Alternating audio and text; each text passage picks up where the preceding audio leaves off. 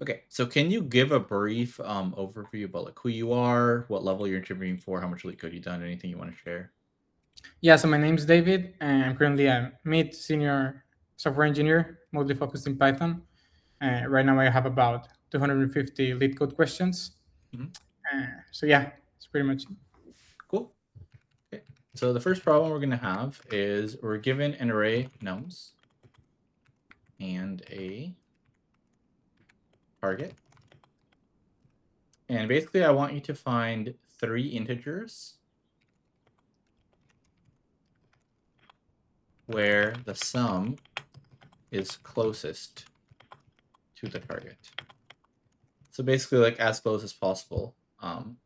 And you can basically return that sum. So like in this case, you can get, let me see, I think it's like 2 or something. Yeah, you can get 2 because you can get -1 Uh-huh. plus 1 plus 2, which is 2. So that's the closest you can get to 1. You can't get 1 exactly, but you can get 2, so you would just return the 2. Okay, Yeah, I feel see. free to ask anything you want to. Yeah. Okay, so I just need to find 3 integers where the sum is closest to target or to a target too, right? That's also valid. And So closest in either direction. So uh-huh. I Yeah. guess if you had if the target was 1 and you had 2 or 0, either one is fine. Okay. Right. And can the answer be uh, less than 3 integers? So, or can we assume that the nums No, will be you have to use 3, and there will be 3 integers at least in the nums. okay? Yeah. Okay, so the input will be valid. Mhm. Okay, so the first thing that I'm thinking about is that we can just uh, generate all 3 sums, right? Mhm. So we can do that in, I believe, either enter into that tree or n squared, right? If we can optimize it. So that's the Mhm. first approach that I'm thinking about. Although I'm wondering if we can find a way where we can do it in one pass. Okay. So with one pass, uh, let's see. I'm thinking maybe something related to prefix sum, right? That might be helpful in some way. And uh, maybe, let's see.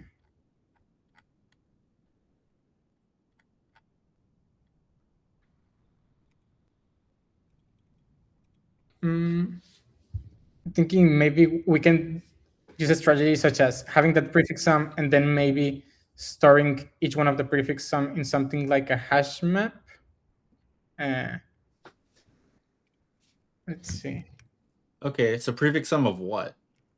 Of the array, right? Okay. Although, yeah, I mean, I'm not sure if that works. Like, it sounds like it could, but let me think if Mhm. that will work. Or do you think we should follow my initial approach? Well, you tell me. Like I guess, Okay, yeah, you let me think. provide something and then you know. Mhm. Yeah, let me think if this can be optimized to something better. Mhm. Um,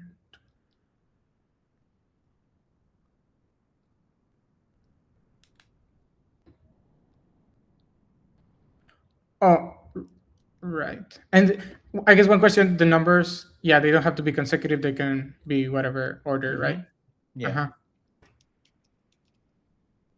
Yeah, I was thinking like a two-pointer approach too, but let me think. That may not work. Some closest to target.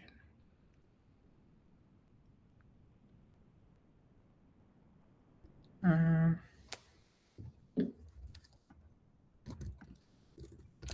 just gonna copy this. Mhm. Yeah, I mean, so I guess the only way we could improve this will be with either of n or of n log n, which of n log n doesn't make much sense because we don't need to check all of the numbers, right, to see if we have a sum closest to the target. Mhm. So to improve it, we will need to have it of n, and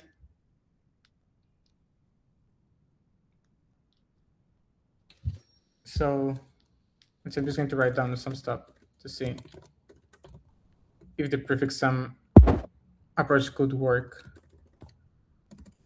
Okay. So here target will be 1. So we can start with the prefix sum equals to -1. Or I guess, yeah, we would need to initialize the prefix sum to the sum of that first 3 values, right? Because we cannot have less than 3. Okay. So it will be, here will be 2 plus 1, 2. So it will be 2. So we would keep something like, or a closest sum. And we can initialize this to a float infinite, just so that we can update it on the go. And I'm going to expand this a little bit because I think it's hard to see the problem or another solution when the array is too small. So I'll add something like 3 and 1. And here I'll do -2, because here the answer should be -2, 2, and 1. Okay, so then we will start on the 4th index, or the 3rd if it's 0 index. And so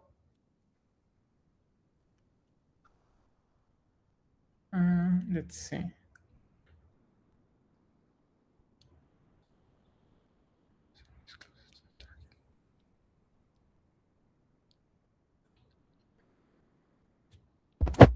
Yeah, so let's just so yeah, I mean, I guess if we start each of the prefix sums in a hash map, right, we know that there's a previous prefix sum that sums to that value, right? And Okay. we could also then, for example, here the prefix sum will now be -2 from -2, right? And like I don't think we might also be able to use a set, since we don't care about indices. I think in this case we just care about the total sum. But we know that we had a prefix sum with a value of 2, right? That means that here our closest sum would have been 2 before. And so yeah, I think I don't see how this approach would work. Let me think of something else. Okay. I think I'm relating this to another problem, but I think it might not be.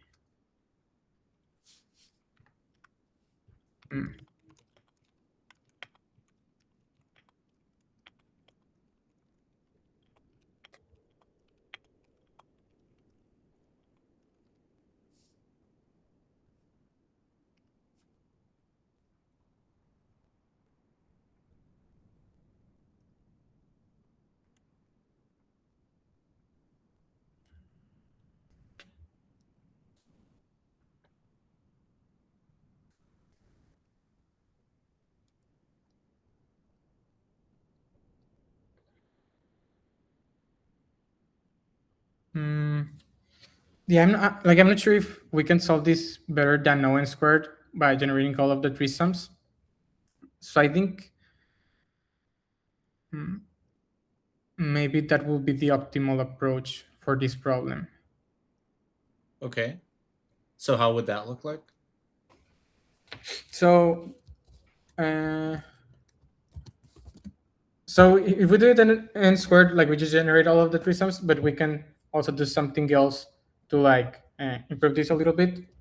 So what we can do is we have our array of numbers, and we have our well, actually first we will need to sort the array, right? Because we don't really care about the indices, we only care that closest sum. So we will end up with something like this, and we'll have one value that just stays as is, and then we will have 2 other pointers, right? Then we will generate, we'll compute the sum of these. Well, we will do like a 2-pointer approach for this sub array, and we will get the sum for that given number, right? So for example, he will have -4, -1, -5, right? And 2, -3, right? So we have -3, and that is we will check here already. Here we'll compare to the closest sum. Compare each triplet to the closest sum, and then move the pointers accordingly, right? So how do we move the pointers? So here we have -3, and the target, right? And we know that -3 is smaller than the target. So that means we need to move our left pointer, right? Because since it's ascending, current sum smaller than target, move left pointer, else right, right? And yeah, that's basically what we do. So in this case, it's smaller, so we move this over here. Now we compute this. So that's -1, and we update our closest sum, right? And then we stop once they are the same. I think that's important to stop when they, because we don't want to count the same value twice, right? Or I guess, yeah, we cannot count the same value multiple times, right? Yeah. Okay. Yeah, so that's kind of how the approach will look like. And yeah, of course, afterwards we will move our pointer, and we will now try with this combination of numbers, right? Okay. Yeah, I think so. You said this is what? N squared? Yeah, n squared. Okay, and what's the space? The space would be of 1. We're not starting anything other than the closest sum. So yeah, we're not starting any space. Okay, cool. Do you want to code that then? Sure. Okay. So let's call it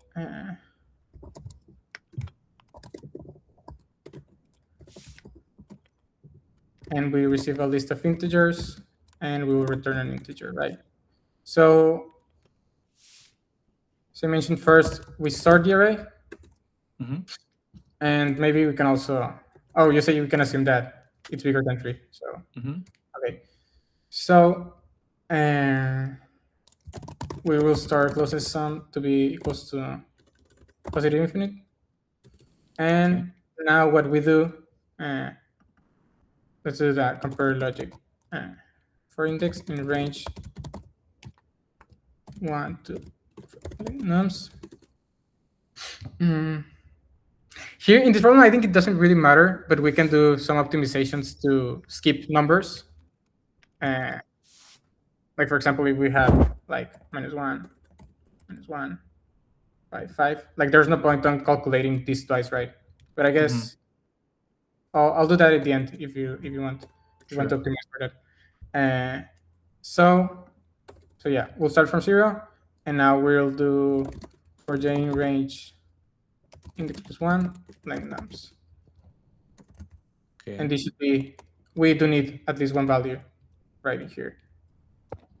So now what we can do is we can do closest sum is equals to the minimum of closest sum, and I'm going to create a helper function for this to make it easier to manage. So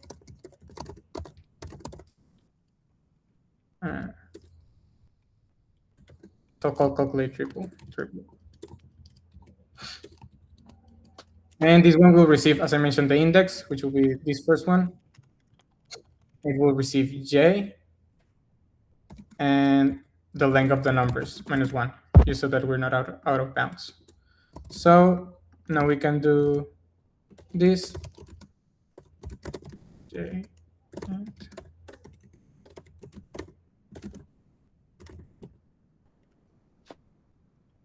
and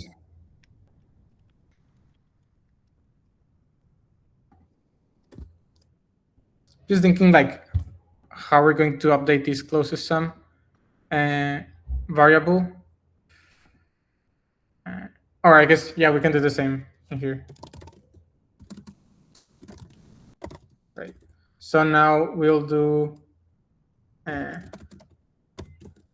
well, j is less than k. Our current sum will be nums I plus nums j plus nums k. And then, actually, yeah, this will we also receive the target. Yeah. Okay. So now we need to compare the triplet to the closest sum. And yeah, let me. This is incorrect. We need to do that difference with the target, right? I'll do.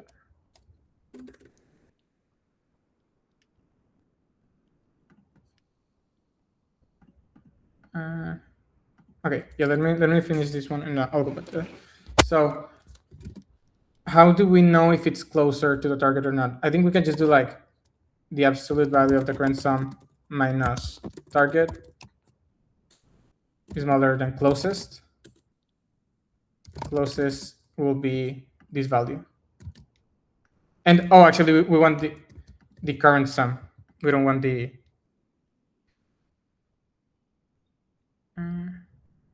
difference between the values, right?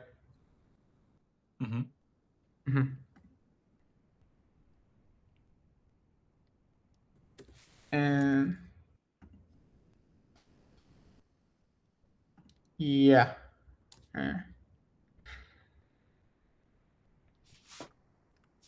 I'm just wondering if we should do. Not sure if this matters, but we can add the minus target in here. But that will be just the closest value to 0, right? I think that part doesn't matter. But let's see. So now if the current sum equal to target, I can just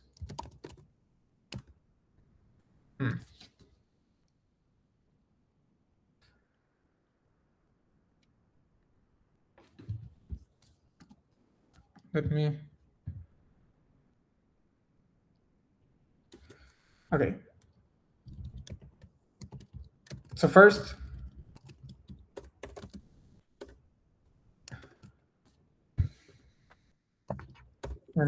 if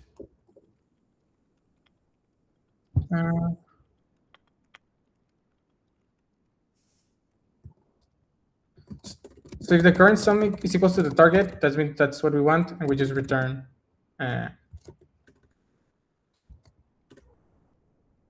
the current sum, right? Okay. Now if the current sum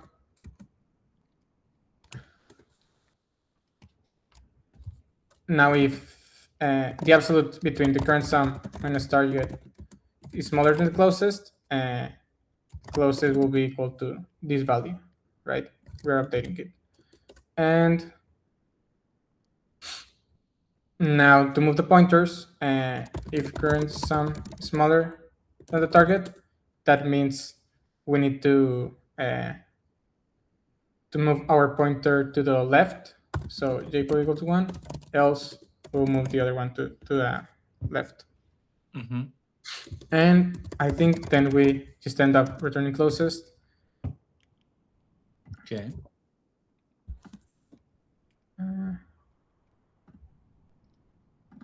All right, this will just be floater. Well.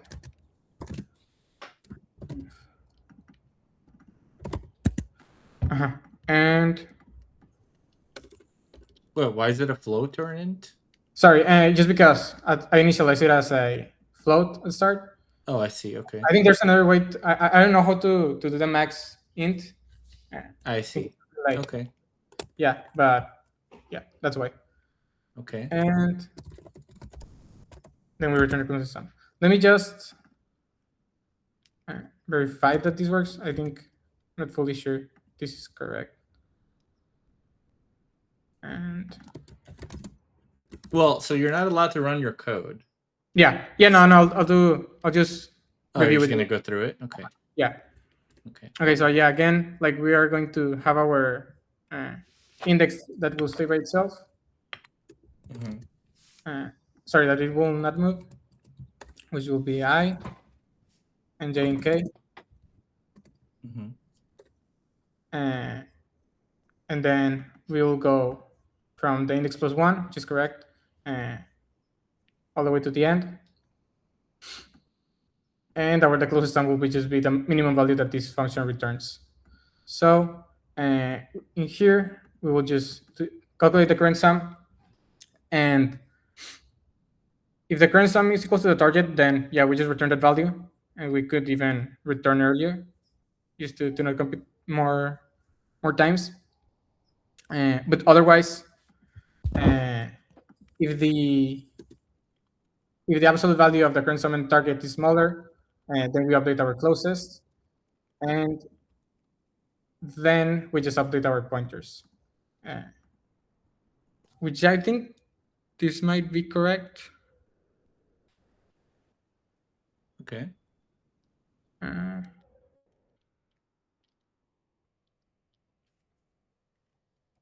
Maybe I should do a dry run just to confirm. Sure.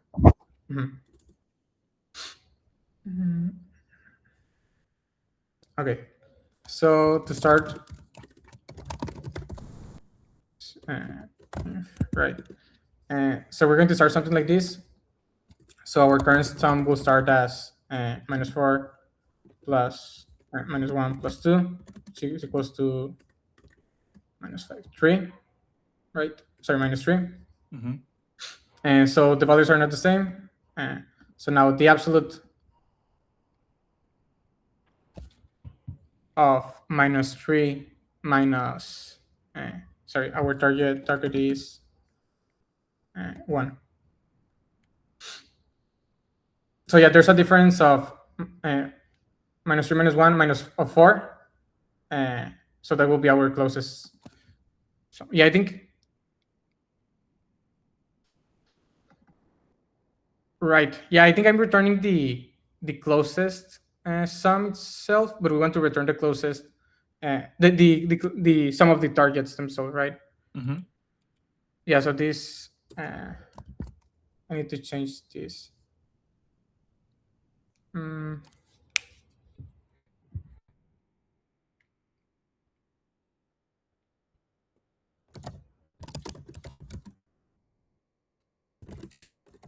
Yeah.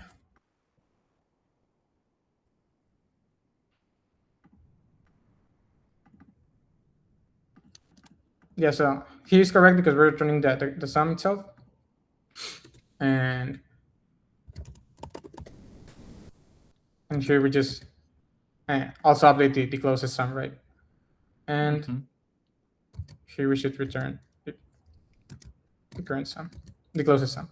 So this once more, we have closest and current sum. We start as this.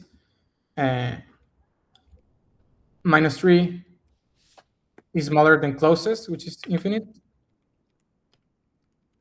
Okay. Sorry.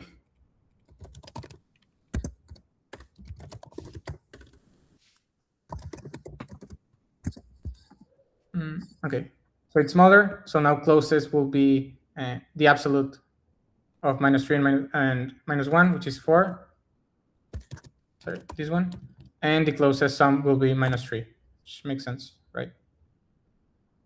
So now the current sum is less than target. So we move J up. And we do everything again. So now we have -4 plus 1 plus 2, which is 1 minus 1. And the current sum is not equal to target, so we don't go in here. So -1, which is -2, is smaller than closest. Sorry, it's the absolute, right? So yeah, 2 is smaller than 3. Yep. It is. So we update it. And sorry, I should have not renamed closest sum and closest the variables like that. It's a little bit confusing. But yeah, it will be closest will be -1, and now the closest sum will be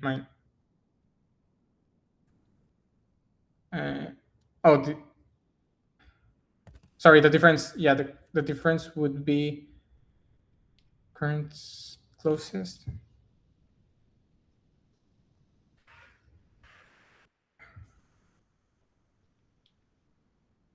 closest is apps.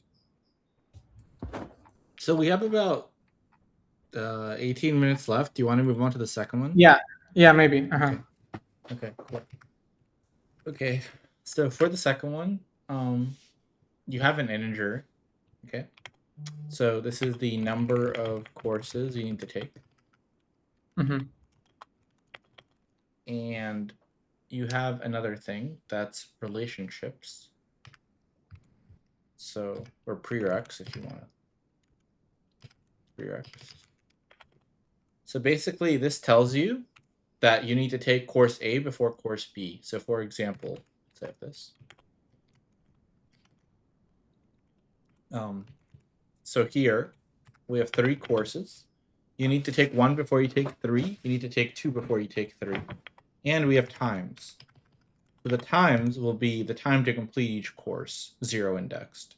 So for example, if we have this, that means the time to complete course 1 is 3, the time to complete course 2 is 2, the time to complete course 3 is 5, okay? So basically you need to take 1 and 2 before you take 3. And I want to know how long till you can complete everything, or -1 if you can't. Okay? Okay.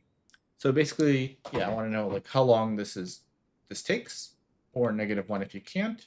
And in this case, and by the way, you can take as many courses as you want at the same time,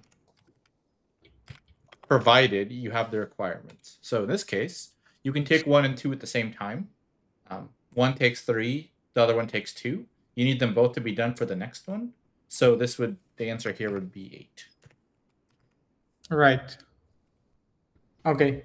So in our input, the first course, the first element is the course that I need to take first, or The first, yeah. So one would be what? The first one is the one you need to take before you take the second one. Okay. So it's like A is a prereq for B. Okay. Yeah. Okay. Yeah, so this looks like a graph problem. We probably just need to traverse the graph and take into account the time it will take to take all of the courses. Okay. So I guess you mentioned that there's a chance that we cannot complete all courses, so we also need to ensure we finish all courses. And additionally, I guess we also need to be careful of cycles. I guess there's a chance that we can have two courses depending on each other, so that could cause a problem too, right? So can we assume that can happen too? Yeah. Okay. Yeah, so I think something like this might be an issue. Okay, so now how would I solve it?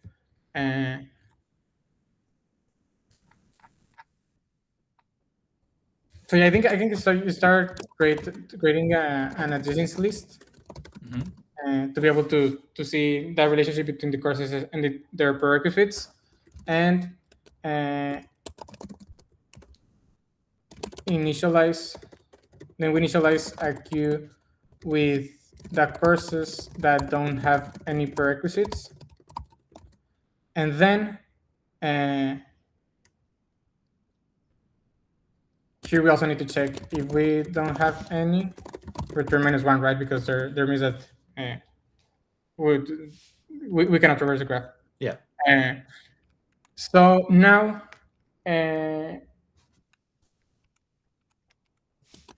we do that. We traverse the queue, and we need to take. So for all of the courses in the queue, I think we need to get the maximum time of all of them, because as you mentioned, we can take multiple courses at the same time. Next time of all of them are currently in the queue, right? And then add all of their childs, and also ensure we don't that duplicates. Use a scene set or something like that, right? Mm-hmm. So I think something like that should work. So you're saying you're gonna have all the courses that have no prereqs, and you'll Uh-huh. have some in the queue, right? Yeah. And you're gonna like bulk take them, where you take all of them, and Yeah. then you will take the maximum of them, and you will add it to some result, correct? Well, sorry. Well, I will add the times, right, in which they would have. But I also, I guess I didn't ask. A course can have more than one prerequisite, right? Yeah. Yeah. So we also would need to keep an like an in degree dictionary where Mm-hmm. we take into account how many courses are missing. So so yeah, basically, yeah, we have the queue, and we. Um,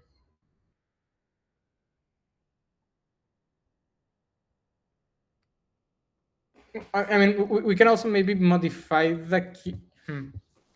Yeah, because I guess the issue is how do we know which courses enter the queue at what time, right? And see if Mm-hmm. we can do them all at the same time. So maybe we can modify the queue to have like the time that in which they were added. Uh, Mm-hmm. so and the other thing is that, for example, in here we cannot start course 3 until after time 3, right? Mm-hmm. So that's the other thing that we need to take into account. Uh, so I'm thinking maybe we would also need a heap to solve this. That way, we we know which. No, I don't think a heap would be useful.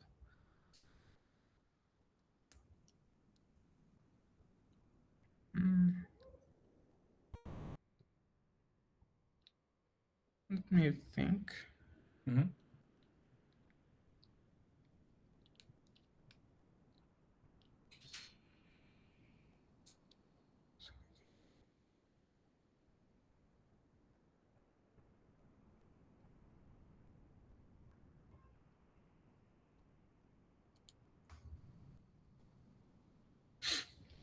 Hmm.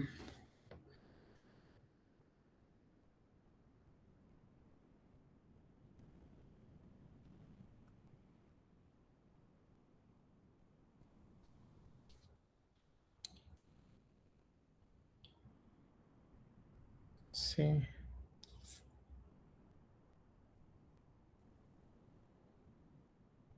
Yeah, because I mean, the only thing that I'm struggling with right now is how do we take into account the time, right? And uh, when when are we ready uh, to take the next course?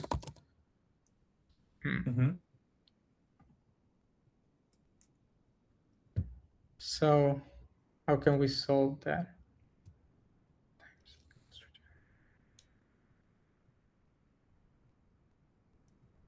Mm,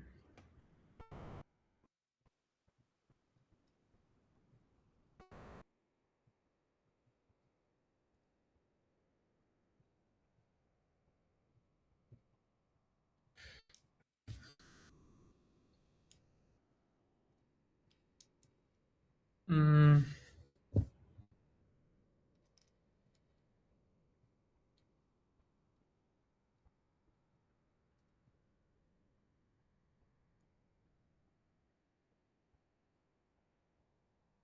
Like I'm not sure if this would work, but so let me try. So like for example in here, mm, we will start a queue with 1 and 2.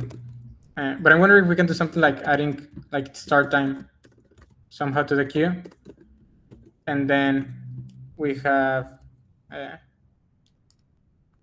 something like course times where we know that all of the courses that enter at time 0, we will pick up the maximum uh, time for any of 2, right? So once we process this, uh,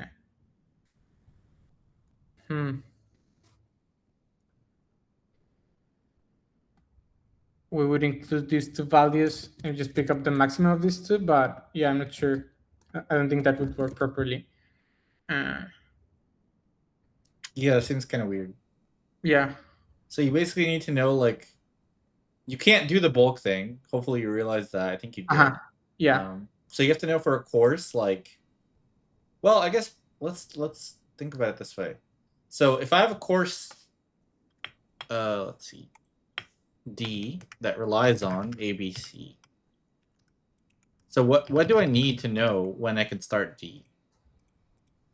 Well, it will be the sum of DNA, right? Of the No, times of the times of.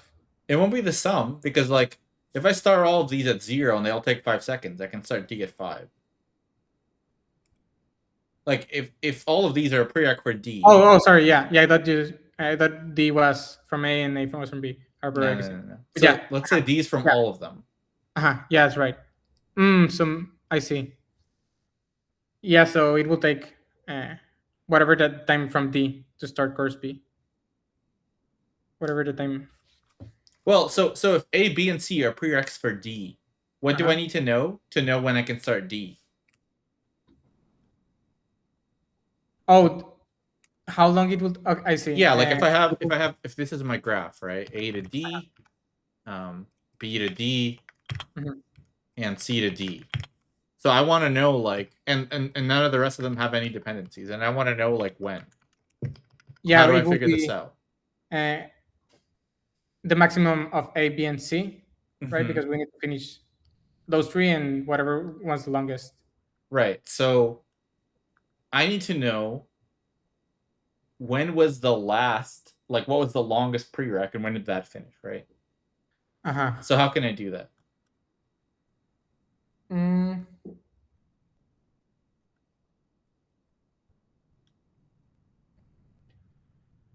So, and there's like a few ways. So yeah, let me think real quick.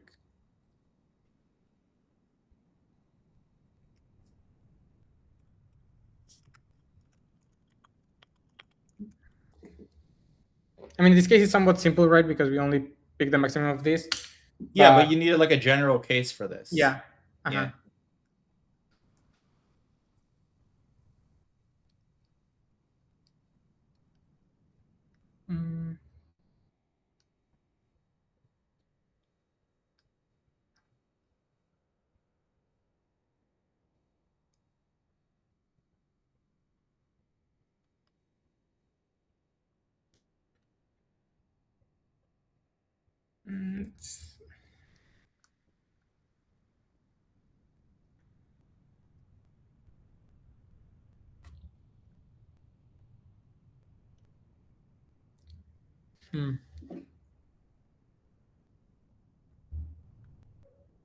I guess to give you like another thought.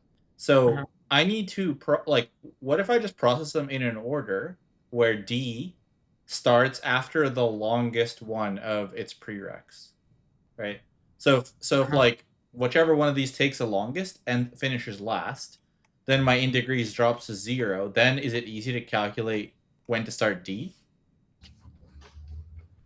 Yeah. I'm just thinking, like, how can we start that? So like we can somewhere store the times it will take to process each, or the time it takes to take a course, and then whenever we drop the in degree, we update that number. That works too. Yeah. So how would that work? I think what you're saying makes sense. Yeah. So while we're processing the each course, whenever we see the like, we will need to store the times in another hash map. Okay. So whenever we process the nodes, every time we see one of the childs, and we will, for example, here, let's say A is 1, B is 2, C is 3. So here we will have 1, and we'll start it as 1, and then once we process the 2, Mhm. and we will update this to 2. And Mhm. when we do 3, we will update it to 3. Mhm. And now, once the in degree is 0, we just add this time to our global So when we variable. modify this, are we just going to modify it to whatever we run into, or how are we going to modify this value? The maximum, well, yeah, the maximum between. So, for example, if we have 3 or 2, Uh-huh.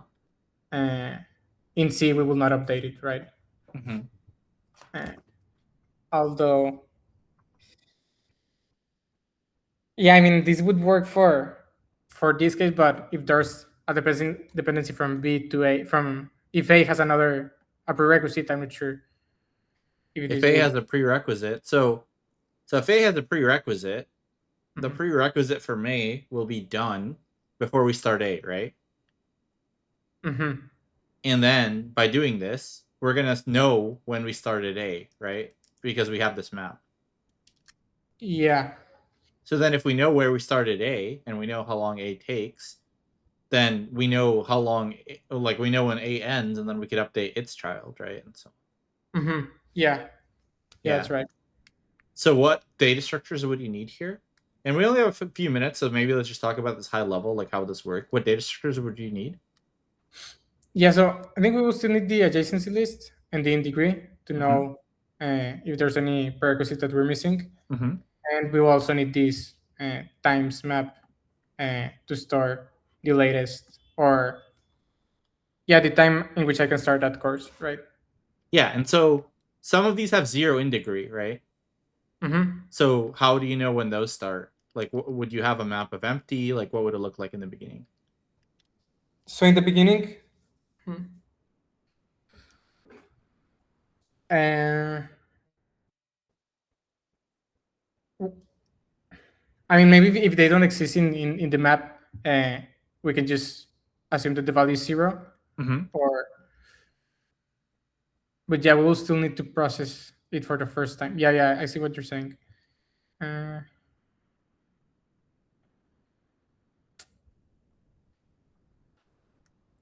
hmm.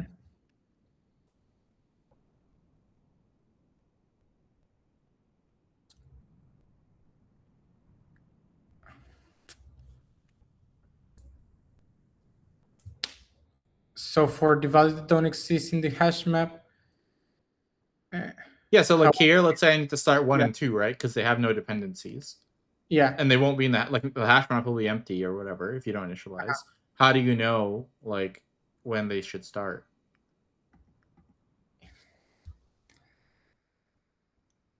Yeah, I mean, if they don't exist in the hash map, it will be just 0, right? Like their start time is 0. Mm-hmm. But since there are multiple, I guess we will need to take into account when we're processing the queue that whenever they're empty, we just pick the max. Whenever they're empty, you just pick the max. So what do you mean? Uh, no, so when they're not on the hash map, we will. Then let me think this through. I'm not. I think Mm-hmm. I don't have a clear idea yet. Mm-hmm.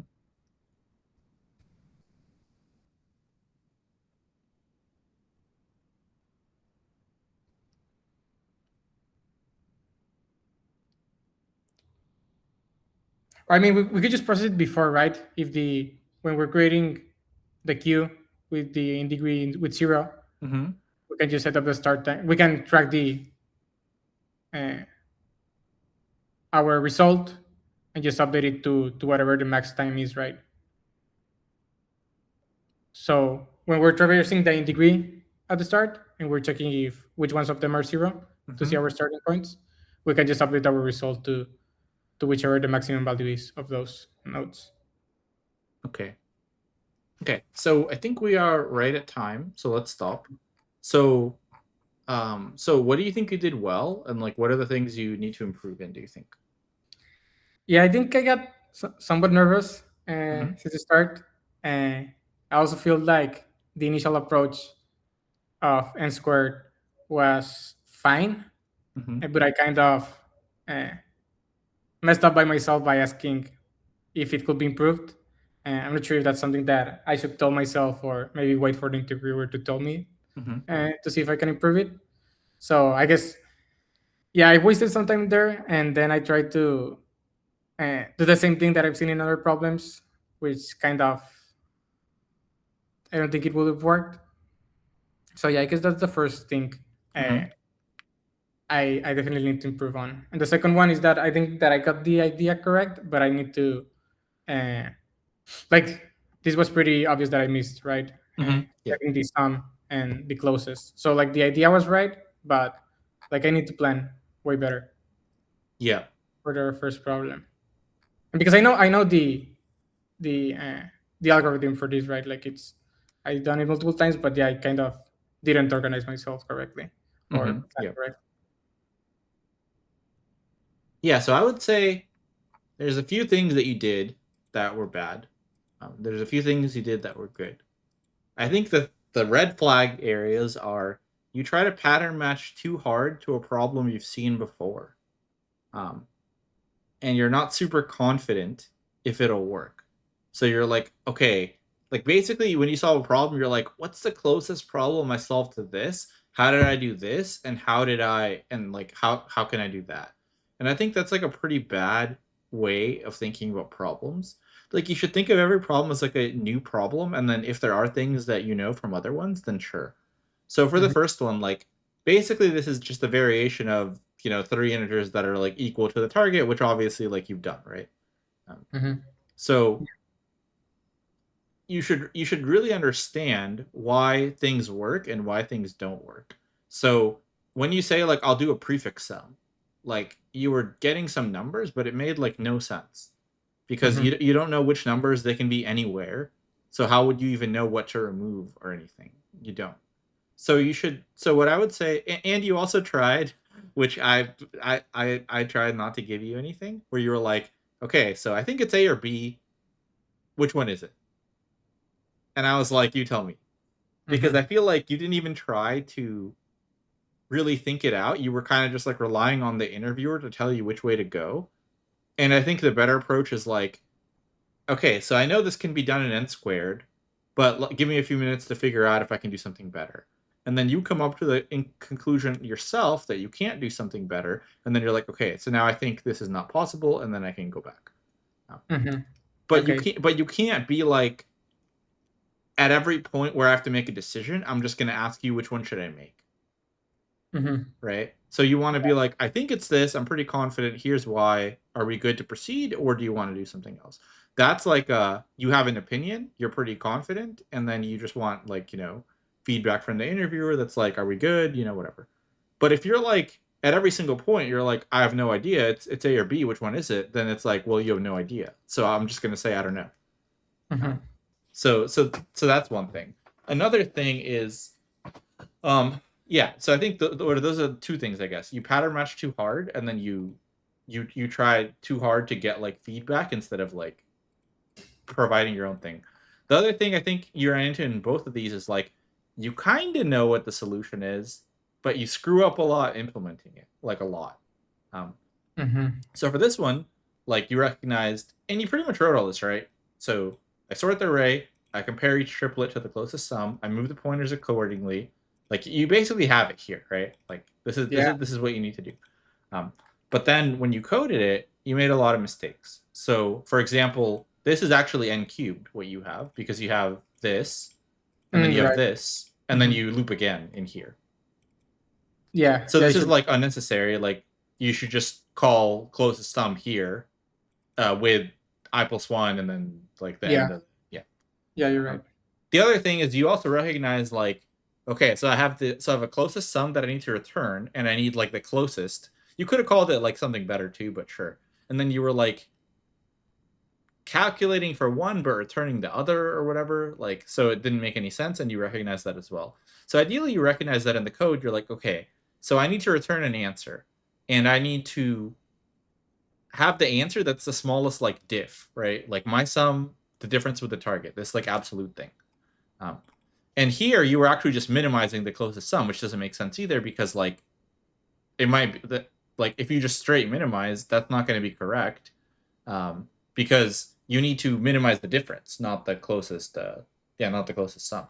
So what you need to be doing is you need to be saying like, if the difference is less than, and you kind of were doing that. If the difference is less than my best difference, then I update the sum. And you could have just like, because you had a helper here, you could just update the closest sum in your helper because you have access to this variable in here. So this needed to be a lot like this was kind of like a gimme problem where, I mean, maybe not, but like you recognize what to do very quickly. And if you recognize what to do very quickly, but you struggle very hard on implementing this level of problem, I think you really need to work on like your implementation. Like you have an idea, you need to actually code it and like really understand it and like what you're solving for and like all that other stuff. Yeah. Okay. Yeah. So definitely, if you can't do this level of problem coding wise, then you're definitely going to struggle because this is like an easier medium, I would argue. Like, and people have done this one a lot. So for the second one, all right, let's see if I have anything else. Yeah, I think that's most of it. And then yeah, also with the testing, you recognize what you did wrong, but you were like, I know what I need to fix, but once again, you had an implementation problem. Like, how do I change this? Oh wait, now it's this. Oh, is this correct now? I don't know. You know. So you kept like screwing up something that I would consider like pretty basic. And that just means you need to work on like implementing more solutions and like coding correctly and things like that. I see. Yeah. But I really like that you planned it out and you basically had it, but you need to go from this to working code better. Yeah. I think that's the part you struggled. Yeah, I think that I do a lot of like running my code without knowing if it's correct. Yes. And that's very probably common. Like if I could print, like I would probably figure it out quickly, but that's very common. Yes. And I know that's not good. That's something that I recently started to try to change. Like, yes, even if I let you run your code in interviews, I'm not just going to be like, all right, just write something and run it like 50 times. Yeah, of course. So you want, even if you can run it, you want it to be good before you run it. And the running should be like, I think it's good. Let's see if I missed anything. Not, I'm like 90% sure it's wrong and I'm just going to use the error to like modify stuff until I get it right. Right? It's not like a guess and check. It's, I'm pretty certain it's right. Now let me check. Yeah. Okay. So that was the main thing for the first one. So I'd say, yeah. And then the second one, you recognize it was, once again, it's kind of like a common problem, but it had like a twist. So you reckon, you did a lot of problems. You recognize, oh yeah, topological sort, I need the in degree, whatever. But then you were like, okay, well, how do I have no idea to figure out how to make these things in a way where like the times are correct. You did recognize the bulk thing didn't work because I was going to point that out. Like you can't just take like everything in your queue, take the max time and then do the next thing and so on. So that was good. But you had a really hard time figuring out like, okay, if I start something, how do I know when all its prereqs finished? How do I know exactly when I start it and all that other stuff, right? So there's two ways, and I hinted you a way that you could basically do either one. So you actually said like, I could do heap, but it won't work. Heap would actually work because if you put them in a heap and you take the one that is done earlier first, then you're guaranteed to get the last prereq last, and then the last prereq done would just let you insert the one after that. So if you have like, A, B, and C are prereq for D, then if you do the longest one last, then D is like right after that, right? So it's literally when all my prereqs are done, I can do it right away because I'm doing the one that takes the longest at the end. Does that make sense? Yeah. The other way, which is what you thought, also works, which is like you do a BFS, but you update the time. So every time you do a course, you take the thing that it's a prereq for and you just make that longer. But then once again, I asked you, I think a pretty simple thing, in my opinion, is like, okay, so everything within degree 0, how do you know when that starts? So that's a pretty simple answer. It's basically like, well, if it has in degree 0, and you even said it, but you weren't confident. You said like, it can start at the start. So if it's not in your map, that means nothing is a prereq. So you can start at the start. So they would all start at 0. And once again, you didn't have like full understanding of the problem. Like you should recognize like, okay, if they all start at 0, and then I have this chain that I update, because for every course, whenever I take a prereq, I'm going to update its time to be the max. I'm guaranteed to have this like max thing, and that will work. So those are like the two solutions. I would say the heap is simpler to understand, but basically that's the thing you need to figure out is like, how do I make sure that for a course, like A, you need to understand that like I need to know when its longest prereq finishes, and then the course can start right after that. And B, like how do I actually get that? And so I think Yeah. you really struggled there, and I need to hint you a lot. And then we didn't get to the coding part because you were like thinking about it for quite a while. Mm-hmm. So I would say for harder problems, definitely work. Well, I guess a couple of the red flags to avoid. Don't pattern match super hard. Think of every problem as its own problem. Stop being like, what's the closest thing I've seen to this? If you think of every problem as a unique problem, you will avoid being very biased where you're like, oh, it's probably like this one, and then this one I use this, so this one must be this. Oh wait, it's not this. So you want to like develop good problem solving instead of like memorization of like what problem have I seen that's most like this one, right? Mm-hmm. So when you do problems, sometimes you're not going to know a topic, like for example topological sort. So you learn those topics and like you use those for the next ones. But every problem should be unique. You should be like, what is this problem asking? What things make sense? Why do some things not make sense? So for example, the prefix something, you should clearly understand why that doesn't work, and things like that. And I think the people that struggle really hard in these are the people that pattern match a lot, and they're like, okay, so I did like 3 problems like this one. One had like a prefix sum, one had DP, one had this. So like I think it could be prefix sum or DP or sliding window. Like which one do you want me to go with? You know, that would be like the worst thing you could do. Right? Yeah.